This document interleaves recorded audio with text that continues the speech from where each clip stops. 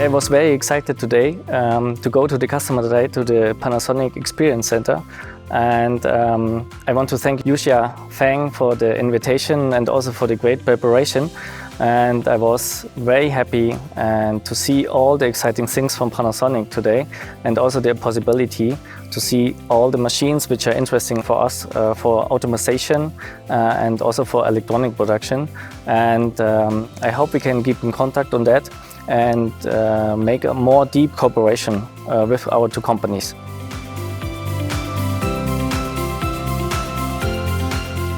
From my side, we had two exciting topics today. So one was the stencil printer, where I was very excited about the new technology with exchanging stencils and so on, the automatic cleaning process, which reduces the waste of paper, and the high accuracy of the machines. So this leads to a lower changeover times in the production. So this is very exciting for us.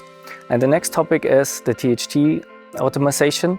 So we have a lot of, let's say, automotive products, high volume products on high power electronics, where we have a lot of THT components. And there we need, in Europe, we have the challenge with less people to be competitive. So we need such a machine to place automatically THT components on a high volume.